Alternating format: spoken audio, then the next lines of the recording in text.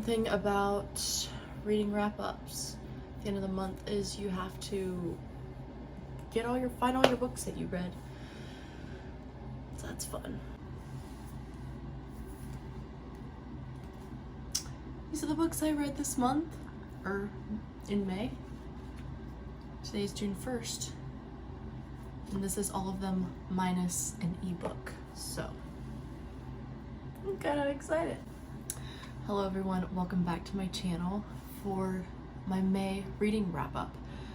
I cannot believe May is already over. I feel like we could say that at the end of every month, but the fact that it's June just is blowing my mind. So anyways, I had a great reading month. Really enjoyed these books. So let's not wait, and let's just go ahead and get into it. After a sip of coffee, of course. The first book that I read was this very long, thick book. It was 639 pages. So definitely the longest book I've read this year. But I so enjoyed it. It's one of those books that I'm not sure why I enjoyed it so much. It's the second book in the Dream of what's it called? American Dreams series by Michael Phillips. And anyways, sorry for the distraction. Where was I? Yes, I don't know why I enjoyed it so much. There is a lot of history in here, and I was thinking about it. The amount of research that would have to go into a book like this is crazy to me. I don't even like to think about it because there's so many details that you would have to learn about. And I think it does help that some of Michael Phillips's family members had some of this history, and so that probably did make a difference. But what do I even say about it? So it's the second book in the series, like I mentioned, and it is about a family living in Virginia, I believe. It's been like a month since I read it, so I'm trying to remember. About a family in Virginia, and in the previous book they had freed all their slaves, and so basically people in their area very much disliked them. And this is talking about it focuses a little bit more on their son and the things that he's going through, and him kind of growing up. And I feel like that's why I love it so much. It spans a few years, and so you really get to see them develop and grow, and just all the cool little things that happen, and sad things, hard things. There's a little bit of a mystery element. It's not like a mystery where you're trying to figure it out, but there's this thing of what does this mean? But yeah, I really enjoyed it, and I think possibly the next book I'm starting, or the first book I'm starting this month, is the third and last book of this series, which I'm so excited about. The next book I read was Cape Refuge by Terry Blackstock. I think I've had people recommend the Cape Refuge series to me, or have asked me if I've read it, and it wasn't my favorite. It was not my favorite Terry Blackstock book, but it was really good. I think I gave it 4 stars, and the previous book I gave 5 stars. So this book starts off with a murder. It's a Terry Blackstock book. Of course it starts off with a murder. But so they found, this is gonna be all over the place because it's been a while since I read it, but they found the murder weapon, and the murder weapon belonged to the son-in-law of the couple who was killed. And so it's just this whole thing with the family and trying to figure out who did it, and the sisters, and people who come to stay with them, and it's just this whole deal. And it was really enjoyable in the ending. Terry Blackstock book, the end, just even if you kind of know who did it, she always throws in the scenes that make your heart pound, and you're like, what's gonna happen? So yeah, I recommend this one too. Next, I read Honor in the Dust by Gilbert Morris. I love Gilbert Morris and his writing. So I'm reading the House of Winslow series, I believe is what the series is called. It's like a 40-some book series. And if I'm not mistaken, this is like about that family before the first book of that series. This was actually written after that series. I don't even know if I'm making sense. I think it's about that same family just before the first book starts. And I did enjoy it. I gave it 4 stars. I don't know much to say about it. Born in poverty, when his father was forced to choose between the woman he loved and the wealth of his aristocratic family, the determined Stuart Winslow will go to any lengths to improve his social position. When his skills in weapons design and falconry secure a place for him in the court of King Henry VIII, he quickly learns that the court is a really wicked cauldron of vices, power plays, and temptations, some of them very much to his liking. So, the beginning is very interesting of some drama in the family.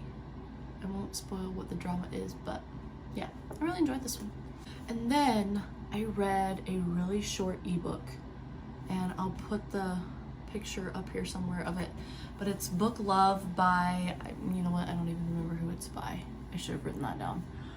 But it was just a really cute book about loving books, and I want to buy the physical copy, and it's has lots of illustrations, and it's so short.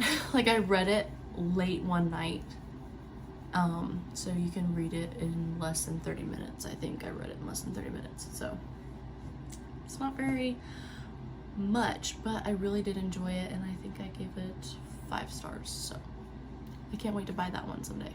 Then I read Night by, how do you pronounce the name? His name is Eliezer, so is it Ellie or Eli? Like, I'm not sure, so that's who wrote it. But it's his story of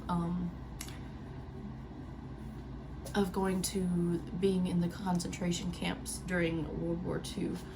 He was a Jew, and his family was torn apart, and it just it made me so angry at what they did to these Jews. And it, you know, some of these books have happy endings, and this one, there's just no happiness really, and it's sad.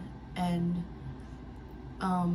the way it completely, the torture that they went through completely can ruin your mind and make you go crazy. It's just really sad, but I loved this book, and I am so glad I finally read it. And you know, it's got the gold foiling, so that's always a plus. I rated this one 5 stars. And the last book I read, which I think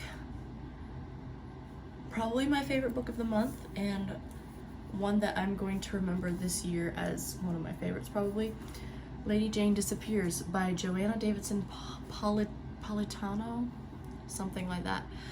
First of all, I love this cover, and I remember the moment I realized that these are slips of paper.